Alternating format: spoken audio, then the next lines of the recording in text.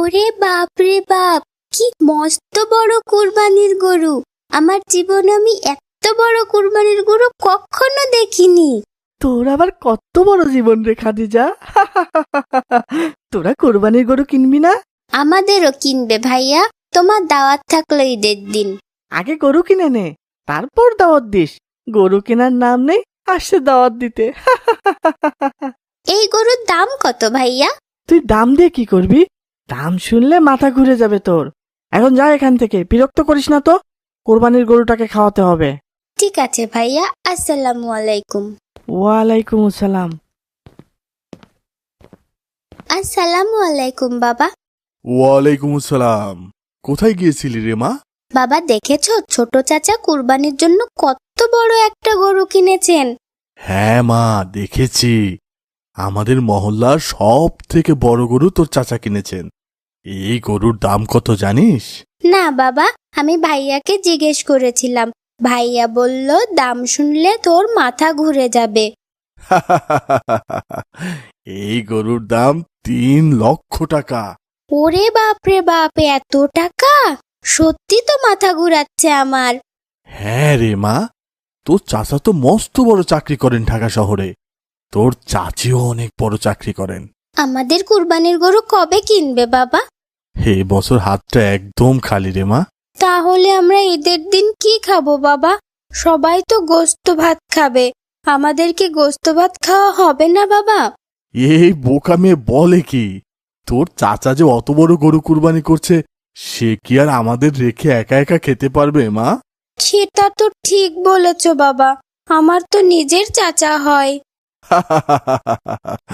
নিজের চাচাই তো হয়। কি যে বলে না মেয়েটা। ঈদ মোবারক মা। ঈদ মোবারক বাবা। বাবা, চাচার মস্ত বড় গরুটা কি কুরবানি হয়ে গেছে? না মা, ঈদগাহ থেকে এসে কোরবানি করবে। বাবা, আমি কিন্তু এই মস্ত বড় গরুটা কুরবানি করা দেখবো। সেটা তো দেখবেই, ভয় পেও না কিন্তু আবার। না বাবা, আমি তো গত বছরও আমাদের গরু কুরবানি দেখেছিলাম। ঠিক আছে ঠিক আছে, যাও যাও, এইবার সেমাই খেয়ে নাও। মা, আমি ছোট চাচার বাসায় যাই। এখন আবার ছোট চাচার বাসায় কেন মা? এখন ছোট চাচার বাসায় গেলে চাচা চাচি আমাকে ঈদের সালামি দিবে নিশ্চয়ই। আমার অনেকগুলো সালামি হবে, অনেক মজা হবে। ঠিক আছে মা, যাও, তাড়াতাড়ি চলে এসো কিন্তু। ঠিক আছে মা, আসসালামু আলাইকুম। আসসালামু আলাইকুম ছোট চাচা। ওয়ালাইকুম সালাম। কিরে, সকাল থেকে কিছু খেয়েছিস নাকি রান্না বান্না হয়নি? জি চাচা, সেমাই খেয়েছি, মা সেমাই রান্না করেছিল। বাবা আবু বকের, বাবা আবু বকের। আসসালামু আলাইকুম বাবা, ঈদ মোবারক। ঈদ মোবারক বাবা। এই নাও তোমার ঈদের সালামি। এতগুলো টাকা? পুরো এক বান্ডেল? আমার একমাত্র ছেলেকে ঈদের সালামিকে আমি একটা নোট ধরিয়ে দিব? জাযাকাল্লাহ। এইবার চলো বাবা, ঈদগাহে ঈদের নামাজ আদায় করতে যাই। ঠিক আছে বাবা। কি রে বাবা, মায়ের কথা ভুলে গেছো? মায়ের কাছে সালামি নেবে না? অবশ্যই মা, তুমি তো আমার সব থেকে ভালো মা। ঈদ মোবারক মা। এইবার সালামি দাও। এই নাও বাবা। তুমিও এক বান্ডেল টাকা দিলে, জাযাকাল্লাহ। এইবার ঈদগাহে যাই মা। আসসালামু আলাইকুম। ওয়ালাইকুম আসসালাম। আসসালামু আলাইকুম চাচিমা। ওয়ালাইকুম আসসালাম। কিরে, তুই আবার সকাল সকাল বাড়ি হাজির হয়েছিস কেন? বাড়িতে খাওয়া দাওয়া হয়নি নাকি? হ্যাঁ, এখানে চলে এসেছিস? না মানে আসলে ঈদের দিন তো, তাই দেখা করতে এসেছি চাচিমা। আর কি চাচিমা চাচিমা করছিস বলতো? আমি না তোকে বলেছি আন্টি বলবি আমাকে? এখন এখান থেকে যা তো, বিরক্ত করিস না। কি রে মা, তোর চাচা চাচি তোকে কত টাকা সালামি দিয়েছে? না মানে কত টাকা দিয়েছে বল? সালামি অল্প হলেও মন খারাপ করতে নেই মা, এটা মানুষ শখ করে দেয়। কত দিয়েছে আমায় বল মা। ভাইয়াকে চাচা এক বান্ডেল টাকা সালামি দিল, চাচিও এক বান্ডেল দিল, আমাকে কিছুই দিল না। ও, এই কথা। মন খারাপ করিস না মা, হয়তো খেয়াল করেনি ওনারা। চাচা চাচি আমাকে দেখেছে তো, আমার সামনেই তো ভাইয়াকে দিল, কিন্তু আমাকে দিল না। দেওয়ার সময় কি চলে গেল? সারাদিন তো পড়ে আছে, দেখবি তোকেও দিবে। ঠিক আছে মা। কই আমার মা কই? আমার মাটাকে দেখছি না যে। তোমার মেয়ের মন খারাপ করে শুয়ে আছে ঘরে। চাচার বাসায় গিয়েছিল, চাচা চাচি সালামি দেয়নি, তাই ভীষণ মন খারাপ। এই দেখো আমার মেয়ের জন্য আমি কি কি এনেছি। চুড়ি, লাল ফিতা, মাটির হাড়ি পাতিল, আলতা, বেলুন, কত কি এনেছি দেখো। ওরে বাপরে, এত কিছু! তুমি আমার সব থেকে সেরা বাবা। বাবা, এখন কি চাচার গরু কুরবানি করবে? হ্যাঁ মা, সবাই তো নামাজ থেকে এসেছে। তাহলে আমি খেলনাগুলো রেখে গরু কুরবানি দেখে আসি। একটু পরেই গরুর গোশত দিয়ে ভাত খাবো ইনশাল্লাহ। ঠিক আছে ঠিক আছে। আল্লাহু আকবার।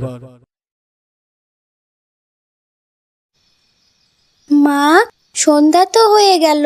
ছোট চাচা তো এখনো আমাদের গরুর গোশত দিয়ে গেল না। আমরা কখন গোশত খাবো মা? দিবে দিবে মা, হয়তো কাজের চাপে সময় পাচ্ছে না, সময় পেলেই পাঠিয়ে দেবে মা। মা মা, রাতের খাবার খেয়ে নে মা। ছোট চাচা কুরবানির গোশত পাঠিয়েছে বাবা। মা গরুর গোশত রান্না করেছে। তোর ছোট চাচা এখনো সময় পায়নি রে মা, সময় পেলেই পাঠিয়ে দেবে। এত রাত হয়ে গেল তবুও চাচার সময় পেল না। ওদের বাসায় তো কত কাজের লোক, কাউকে বললেই না হয় দিয়ে যেত। এই কুরবানির দিনে আমরা গরুর গোশত খাবো না বাবা। তোমার মা মজা করে মুরগি রান্না করেছে, ওটা দিয়ে খেয়ে নাও মা। চাচা সময় পেলেই গরুর গোশত দিয়ে যাবে। আমি মুরগি খাবো না, মুরগি তো মাঝে মাঝেই খাই। চাচা যখন কুরবানির গোশত দিয়ে যাবে তখনই খাবো আমি। মেয়েটা কেমন বোকা হয়েছে। মেয়েটা না খেয়ে ঘুমিয়ে গেল। আজকের এই ঈদের দিনেও আমার মেয়েটাকে আমি গরুর গোশত খাওয়াতে পারলাম না। ভাইয়ের সারাদিন সবাই হবে না জানলে অন্তত 1 কেজি গরুর গোশত তো কিনে রাখতে পারতাম। সব আমাদের নিয়তি খাদিজার বাবা। আমাদের কি কম ছিল বলো?